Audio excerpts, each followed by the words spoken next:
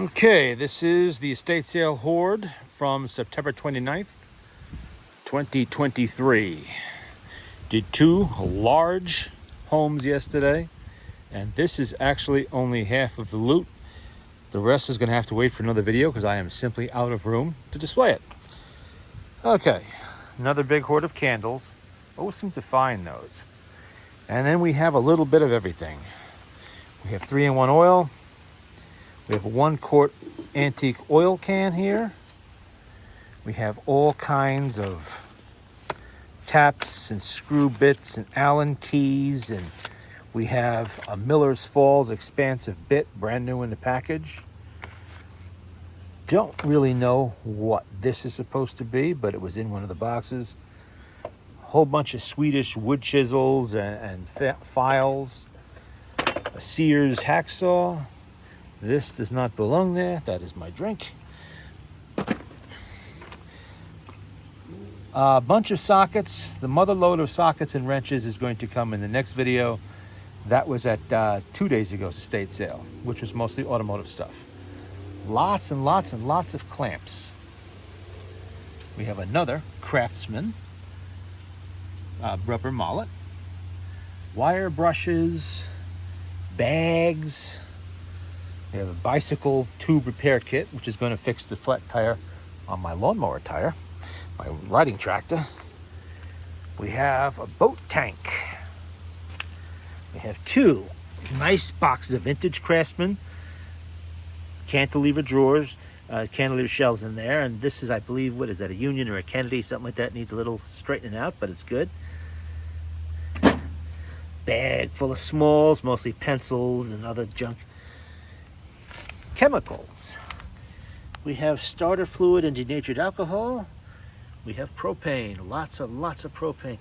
That blue thing there is a propane cylinder, I believe, for a boat stove, but I'm not 100% sure on that. Got to do some research on it.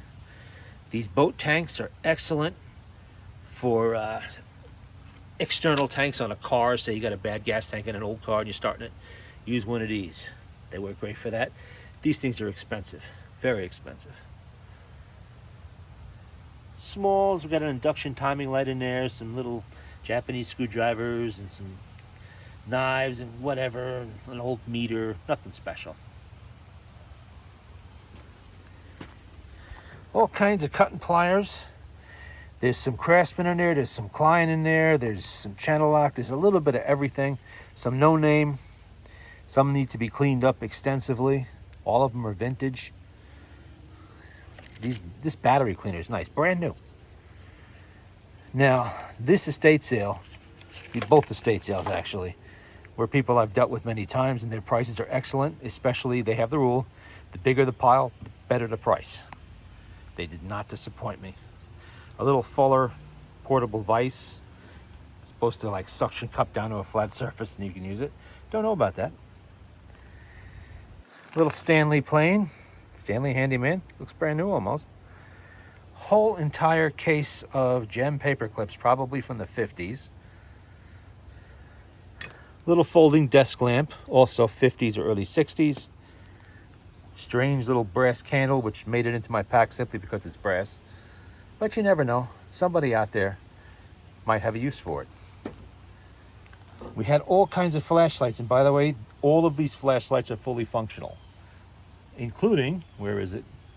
Somewhere here, there is, it's disappeared. I had a mag light. What happened to it? Well, that is strange. My 3-cell mag light seems to, oh, there it is. It's behind the lantern. Didn't see it. Okay. A USA made lantern, just because. A featherweight 442 backpacking Coleman gas stove. Those are expensive. Even more expensive is a Model 222 Coleman backpacker's lantern. Also gas, white gas. These things are $85 to $100 every day on eBay. And I got that as part of a $50 pile. And there's a story with that I will tell in a minute. All kinds of screwdrivers, some Yankee screwdrivers, a Stanley Yankee. We have a regular Yankee. Some egg beater drills, all kinds of adjustable wrenches. This mess I just made is all brand new razor blades for gasket scrapers and whatnot. There is a gasket scraper here somewhere. Not sure where, but it is in this pile. A lot of wood handle screwdrivers. Some of them are probably Irwin. Just a rock. We have some old school compression testers and fuel pump pressure gauge tools here. It's missing the vacuum tube, but that's okay. I could find that. We need a little. Who made this? Is this a Starrett? No, it's not, but it's still a nice one. Grease gun, functional with grease. Oil bottles, of course. You know, I always get oil bottles, some Dremel stuff, Teflon tape, all kinds of bits. We got black tape. We got really thick black tape. We got some taps, tape measures, and that's a Starrett, by the way. Don't know why it's called a Digitape, but oh yeah, I guess you got to put battery. I didn't realize it would do that. Does it work? No. We got some Craftsman chisels down there. A lot of film canisters, all of them full of little nuts, bolts, and screws. Brand new glass cutter. Some M&Ms that are actually my snack.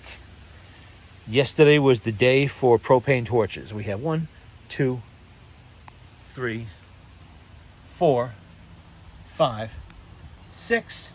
And if you count the one I already brought to the shop, that's 7. 7 functional Burns & Matt. I went from having none that seemed to work, now I have 7 propane torches. So that's good. And they all have full bottles on them, which is actually worth buying just for that.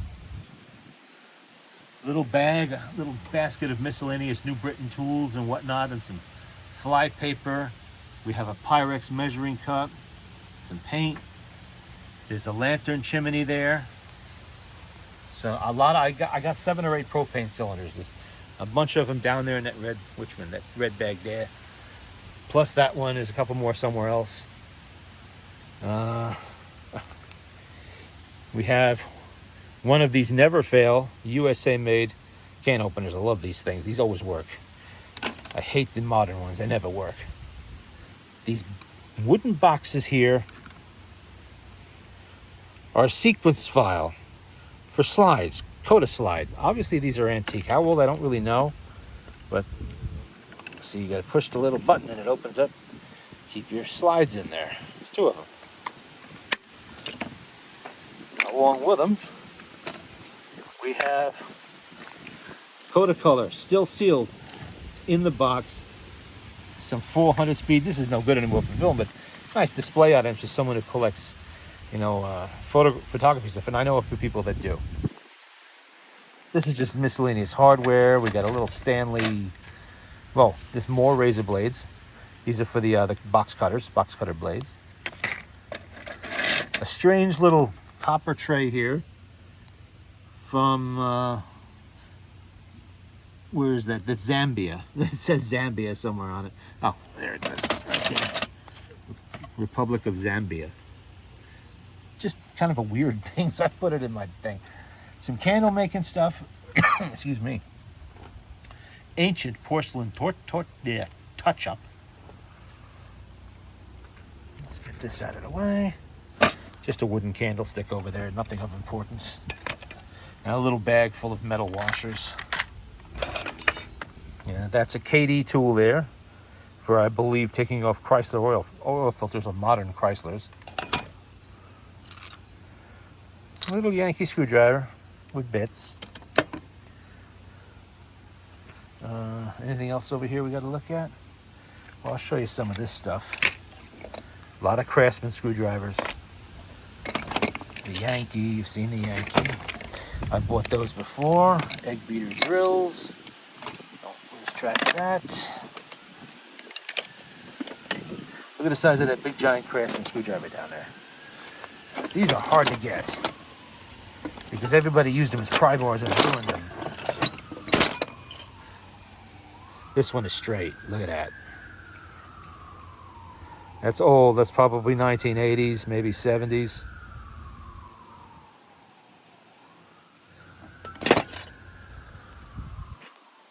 Okay, the black box. Everybody's wondering what's in the black box. Well, that is a Singer featherweight portable sewing machine. Arguably the most collectible of all the Singer sewing machines. These things go for quite a bit of money when they are sold. This one was manufactured in 1935. I will try to haul it out of there and maybe show it to you after a little bit. Maybe I can do it now if I can reach over there. We'll take it out of the way. There we go. That better not have broken. It didn't. That's lucky. All right. Lucky on that one. That's the original oil bottle. Not going to take it out, but there it is. That's a Singer featherweight. Now, at this sale, this house had about a dozen sewing machines. Obviously, somebody was a collector. Big sewing room. And I saw this when I first passed through the house, looking at all the rooms quickly. I saw the whole setup. They had the sewing machine out of the box. The box is on the floor. The second pass, I looked. The sewing machine was gone, and only the box remained. And I thought, what kind of an idiot doesn't realize that that sewing machine goes with that box and just takes the sewing machine and leaves the box? But okay, the box will make a very good 78 RPM record holder for me because it's about the right size. So I took the box. I go downstairs. On the way out, they're directing everybody out to the garage because it's so busy. And they're saying, she'll take care of you out there. Fine. On the way out, almost into the garage, I pass a little hall table. There's the sewing machine just sitting there. So I put the sewing machine in the box, and I said, well, I'll see what they want for it. Probably a few $100, and then I'm just going to put it back. I carry it out. I put it with my pile of stuff. I got, 4 or 5 bags. This is my second pass through. I'm paying for the second time now. And I got 4 or 5, bags there, a couple boxes, and this. And she takes care of my buddy first. He had a bunch of stuff, and she turns to me and says, so what do you have? I said, well, I got these bags here. I got that black box has a sewing machine in it. I said, I found the box upstairs and the machine downstairs. I hope nobody was saving it. If they are, I could put it back. She didn't say anything. And she says, so how much do you want to pay? And I said, well, I really don't know for all this. And then before I can really answer correctly, she turns to my friend and goes, so how much do you think he should pay? And I'm like, what? And so he goes right away, without even blinking, $50. And I'm thinking about, yeah, right. And she goes, okay. And I'm like, $50? Yeah. Okay. I pull out $50. I handed it to her. And I walked out of there with what might be a $500 sewing machine for $50 plus the lantern, that, and half of all of this. $50. Don't ask me why. I have no idea. This was not my doing whatsoever. I did not make that price. This lady turned to somebody else and asked them what they thought I should pay for all the stuff, even though she knew that the sewing machine was there. And she could see all the bags with the stuff in it. And she accepted that price. Okay, whatever. Now I own it. Here's just some Lawrence College 1959 yearbook, which I picked up because it had some cool pictures and there was some advertising in there, stuff like that. Oh, and this was also in the bag with all of that stuff. A Maglite 3, and it's brand new heavy-duty batteries, and it works. Amazing. Just utterly amazing, but I am very pleased with that. Not complaining in the slightest. That is for making, what do you call it, square. What do they call that?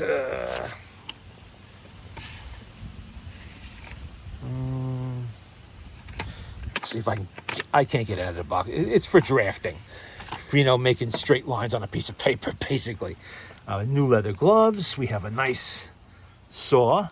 We have a small, probably a medic's bag, and that is full of what looks like motorcycle toolkits. I have to go through them and see what they really are.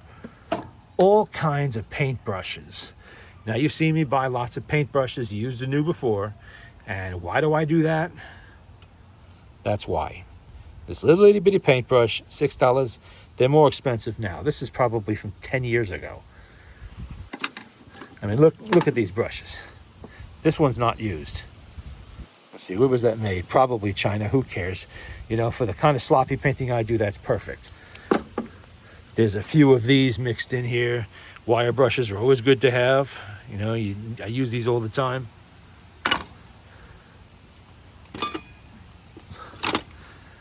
This is for blasting rust or paint off of heavy steel, concrete, cast iron. Put it in your drill and it spins, and those little things whip around and they take the rust right off. Let's see. This is not even all of it. There's that. Antifreeze for your Saturn automobile. The gas can did not come with the sale. That's mine. But we have Coleman fuel, motor oil, penetrating oil, tire shine. We have lamp oil. We have brake fluid. We have a lot of stuff. And the rest of it is in the truck. That's from the sale from the day before. And that's going to be another day. I can't put it all out here today because it's just too much. You see how much I have here. It's going to take me half an hour just to get through half of this if I take one at a time. You know, there's the propane. There's another one of those propane cylinders like this one, but smaller. It may go to a camp stove, but I don't know who even fills those. I'll have to look into that. They're very heavy. These people were into just about everything, including boats. There's a magnetic rail there, tool rail. I took it right off his workbench. Spray oil, of course. I always grab that when I can. Oh, I was going to show you the little lantern and the camp stove a little bit better. They call this a backpacker model. Now, I don't know who would carry this heavy thing into the mountains. I had an Optimo or Optimus stove made in Sweden that was really small, compact, and worked very well. But that's what this is, and this is actually, it's not very heavy. They call it a featherweight, and I guess it is. And it's dual fuel too. You can put gasoline in this. And the baby Coleman. This is still fueled. Ready to go. Huh?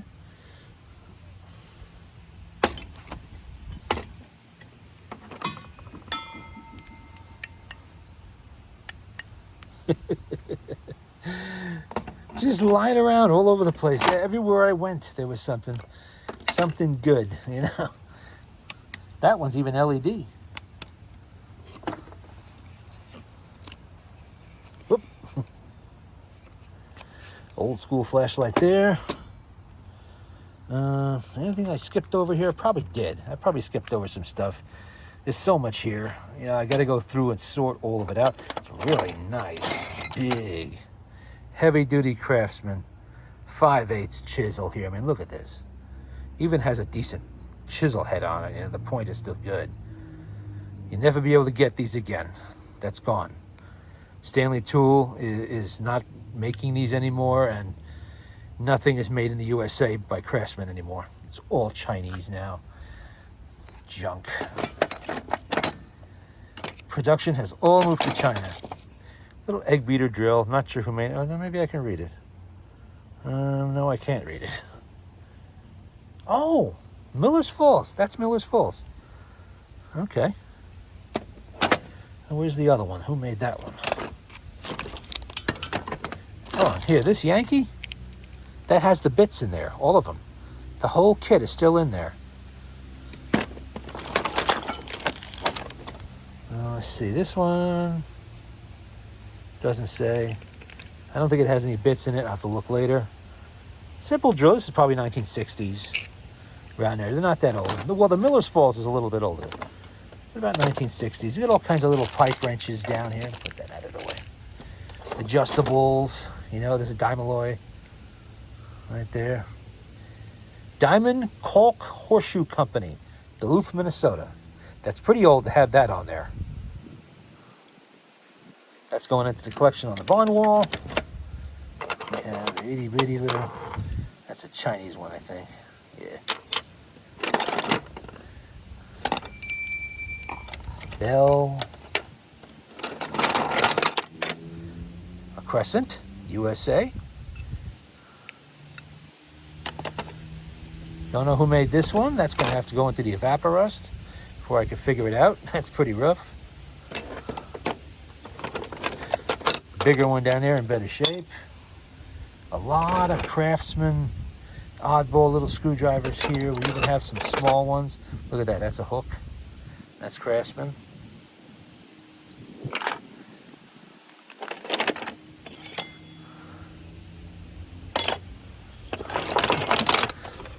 Couple of extras of these and they function. That's the self-igniters. Yeah. I don't know why I have so much Teflon tape, but I do. Another pipe wrench hidden under there, and we got this weird pair of scissors. Let me see if I can demonstrate this. I'm not sure what these are for. They're from the House of Sewing stuff. I guess maybe for cutting thread one-handed. I don't know. They were made in Germany. I don't know if that makes them better or not, but... come on, get in there before I stab myself with the damn things. A lot of hooks. Medieval torture devices for pulling teeth. Screwdrivers of every kind. This is some kind of a multi-tool. It is... ratchet. Versatool. It's a Versatool. I've heard of them. I don't think I have one. But I did hear of it. I think that might even be USA made.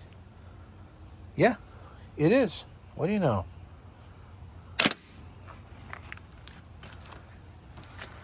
Now these toolboxes are vintage.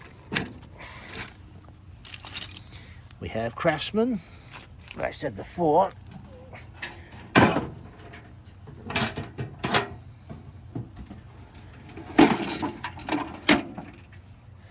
Probably 1970s, and except for a little bit of rust down in there, it's in pretty good shape.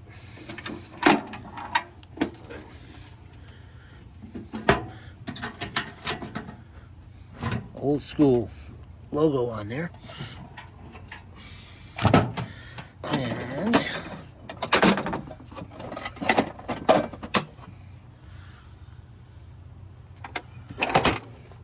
there's a lot of Burns-O-Matic stuff down in there. Some more brushes, pencils, a little sewing machine clock, paste flux. There's an entire Burns-O-Matic kit down in there, including the tubing cutter. Some real solder in there too.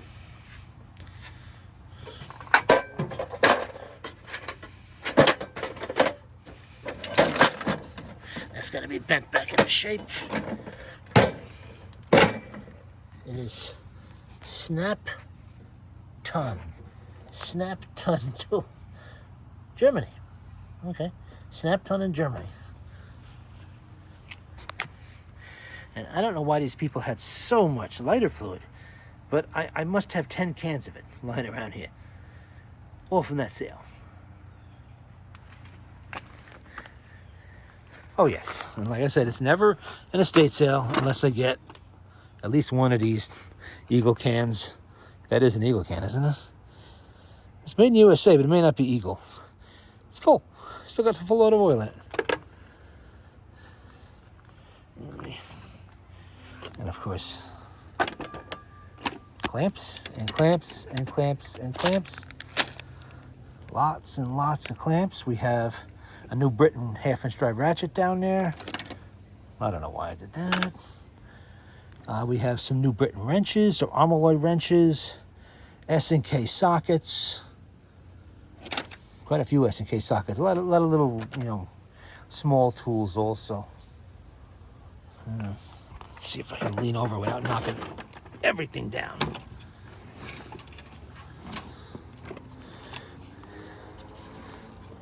Come on.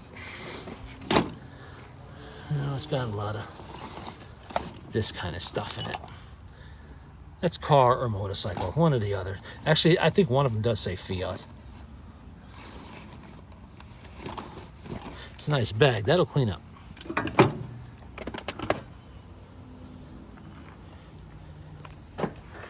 Now, the entire haul yesterday from that one house was, I think, around 140 bucks, I think it was. Something like that. For everything. everything. And then there's, like I said, a $500 sewing machine that did the max out around there. $100, $80 to $100 lantern. I don't know what for the stove, but it's probably similar. These oil lanterns, they only go for like 10 or 15 bucks. All of these propane cylinders, if you count each one of them, what do they get for these nowadays? $5 each, $6, $10? And there's so many of them, including brand new. That's a brand new Bernzomatic torch in there, sealed. There's a brand new Century torch, also sealed. All of this. The toolboxes are easily $25 to $35 a piece. Probably more for the craftsman. Those charcoal lighters, figure $3 to $4, maybe $5 each. You know, stuff like that. What else? 3-in-1 oil. Lots and lots of 3-in-1 oil. That's not cheap either. The paint brushes. Overall, there's probably, I don't know, $700, $800 worth of shit here. If you calculated it all, you know, one at a time, even used. That's the joy of going to estate sales, especially the ones run by people who are motivated to get the house cleared out. You know, they want the place empty. They want you to take as much as possible. And the two best ones that I deal with are the ones I dealt with yesterday. They're the ones that get the best prices, and they know me and my buddy. We go in there, they know we're gonna take a bunch of stuff, and they're already discounting things for us. And it's definitely a bundle time. You know, I fill these bags one at a time, fill them up, you know, just like that.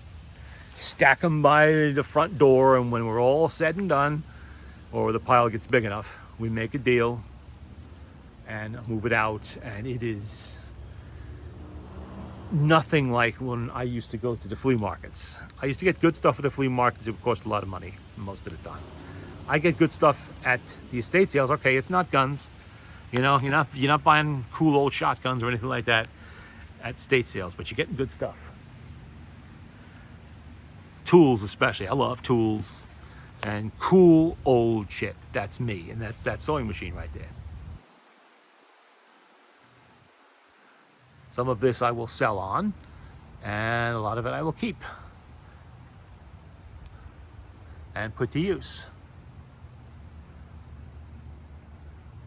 But they love it when they see us coming, because they know they're gonna sell some stuff. And oh, even the metal chair I'm sitting on right now came from that sale. I saw a couple nice heavy-duty old-fashioned metal chairs. I grabbed both of them. Not that cheap junk they sell now, because they don't hold up. Got those. I got 3 or 4 tarps that I'm gonna use this winter for covering wood. They're still in the car. And like I said, I have all the stuff from the estate sale from 2 days ago yet to do. That's going to be another video, because that's mostly tools. You know, there's a lot of tools here, but not as much as I got from the first one. And there's collectible stuff like that Singer sewing machine oil bottle. Collectors love that kind of stuff. That's actually the second one I found at estate sales. That, of course, goes with the Singer sewing machine, but it's nice to find. So if you get a chance to do estate sales in your area, you know, not everyone is going to be like this. Some of them are going to be high-end furniture, clothing, cut crystal, and junk like that I couldn't care less about. You want the older homes, the larger older homes that a family has lived in for 60, 70 years, maybe even longer, and the place is just packed to the rafters with generations of junk. That's what you want. That is the best kind of pick when you go to one of those. You know, a lot of times these sales are advertised online. You can go to the company's website who's running it. They will have pictures of what's there, and you'll get an idea. You'll see some toolboxes and some other stuff. Look in the background, and you'll see a lot of things. Outbuildings are especially good. A bunch of this stuff came out of a big shed that they had in the backyard, especially that boat tank, you know, and some of the chemicals and whatnot, and those weird propane cylinders. That came out of there. So you gotta hunt. Wear dirty old clothing. You're gonna get dirty. Wear gloves so you don't have to touch mouse crap and everything else while you're doing it. And figure 3, 4, 5 hours, because you get a big house, it could take that long. If it's a pack rat's place, you have to dig. That's just it. The stuff is not going to find you most of the time. You got to find it. And that means digging through layers upon layers, box upon box, and choking on dust. Wear a mask, you know, and all of that. And you will eventually unearth the good finds.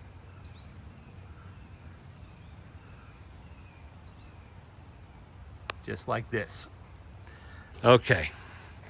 This is already a half an hour long. I think that's long enough because I got another video I'll be doing, not today, but eventually there'll be one coming up of estate sale stuff. Now I have to sort this out, figure out where it's all going. Now that I own it, I got to put it away somewhere. There you go. Have a good weekend.